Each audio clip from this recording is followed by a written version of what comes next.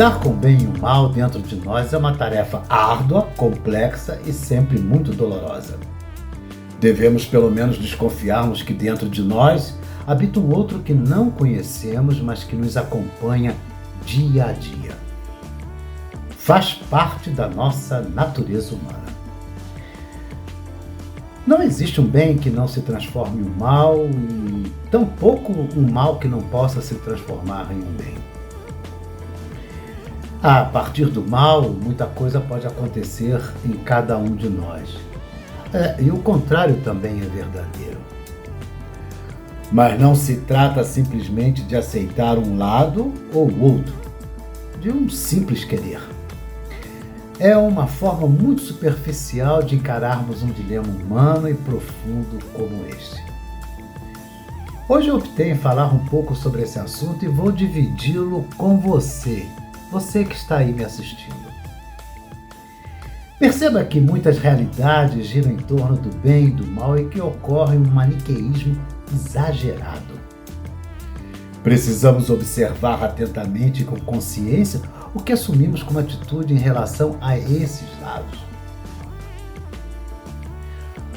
Este é um dos dramas que habita o cerne da nossa personalidade, os opostos, a dualidade, a contradição existente em nosso interior. Devemos ter bem claro que se quero uma coisa, necessariamente terei que levar duas. Isto equivale a dizer que se eu desejar uma coisa, o oposto sempre acompanhará. Olá, eu sou Vicente Saldanha, psicólogo junguiano. Você está aqui no canal Conversas Junguianas. Ao final deste conteúdo, dê o seu like e compartilhe. Aproveito para pedir que comente, pois após o vídeo podemos continuar em um bate-papo sobre o assunto. Que tal? Mas não se esqueça de ativar o sininho para ser avisado de novos conteúdos. Muito bem, agora eu vou pedir a LH para soltar a vinheta, pois logo em seguida assistiremos o vídeo de hoje com o título O Bem e o Mal Somos Assim.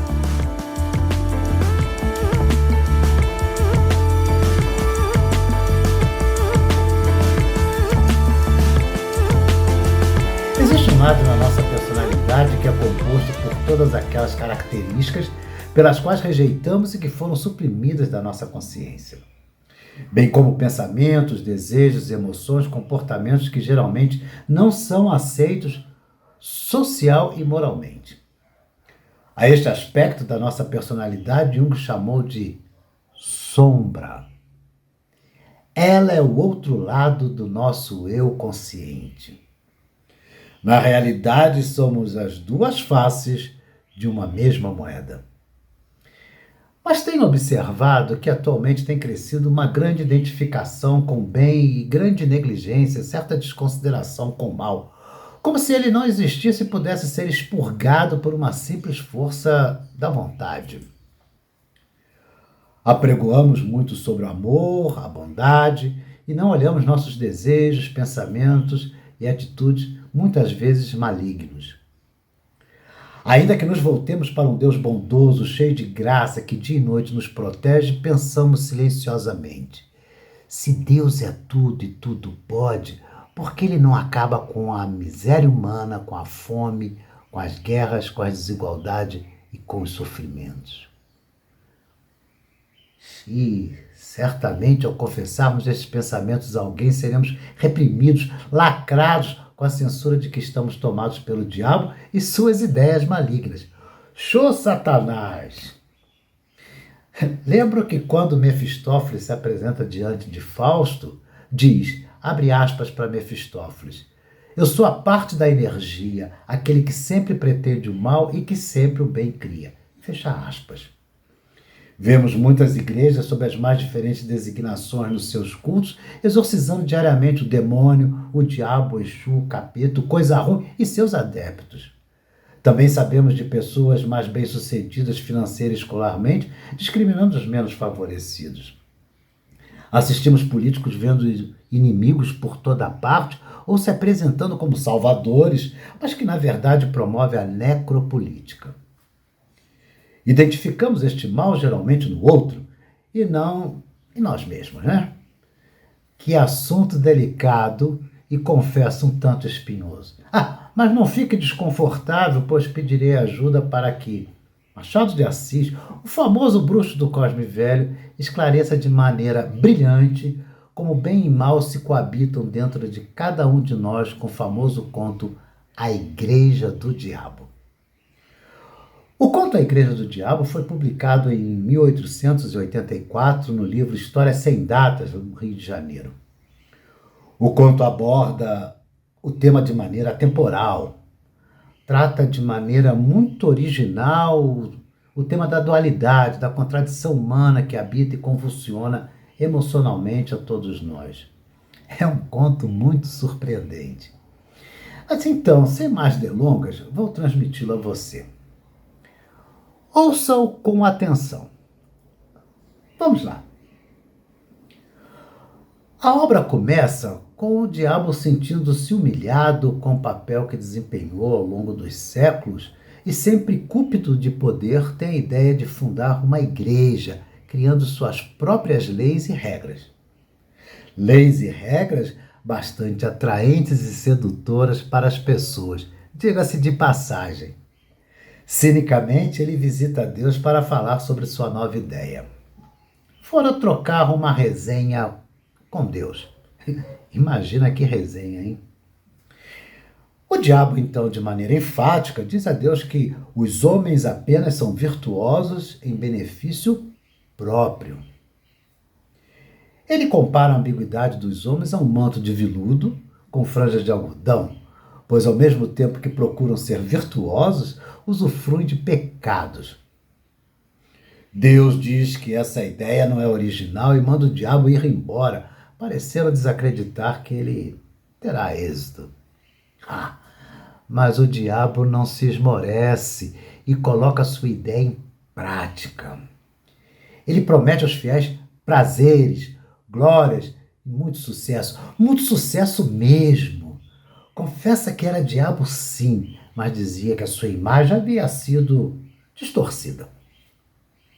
Sua nova doutrina determinava que as virtudes aceitas deveriam ser substituídas. Pecados tais como a soberba, a luxúria, a preguiça, a ira, a ganância, o poder, a avareza deveriam ser encorajadas, enquanto a solidariedade e o amor ao próximo, esses deveriam ser esquecidos, proibidos. A grande eloquência do diabo permitiu que sua nova religião se espalhasse rapidamente e a doutrina propagou-se por todo o mundo. Tudo corria às mil maravilhas. Estava do jeito como o diabo gosta. Puro prazer e lazer. Só felicidade e contentamento. Mas de repente... Epa! O que está acontecendo? Aconteceu que, em certa ocasião, o diabo, muito atento, como era de seu costume, percebeu que seus fiéis seguidores estavam praticando furtivamente as boas ações que foram proibidas. Uau! O que é isto? O que se passa? Criminosos estavam se confessando às escondidas, fazendo delação premiada. Glutões faziam jejum em determinados dias sagrados e ladrões devolviam parte do dinheiro. Não estava certo. Que traição! Revoltado, o diabo foi então fazer uma visitinha novamente a Deus para entender a causa de tal fenômeno. Deus ouviu a reclamação e disse ao diabo: "Que queres tu, meu pobre diabo? As capas de algodão têm agora franjas de veludo, como as de veludo tiveram franjas de algodão. Que queres tu? Saibas que é a eterna contradição humana." E assim termina o nosso conto. Mais um conto fantástico deste gênio da literatura e da psicologia como instrumento de compreensão das paixões da alma humana. O diabo, ao fundar sua própria igreja, está desafiando as estruturas tradicionais da moralidade e da religião, incentivando as pessoas a abraçarem e a reconhecerem sua própria natureza diabólica, ou seja, seus desejos e impulsos reprimidos. Isso pode ser interpretado como um convite para que as pessoas reconheçam e integrem sua própria sombra em vez de reprimi-la ou projetá-la em outros.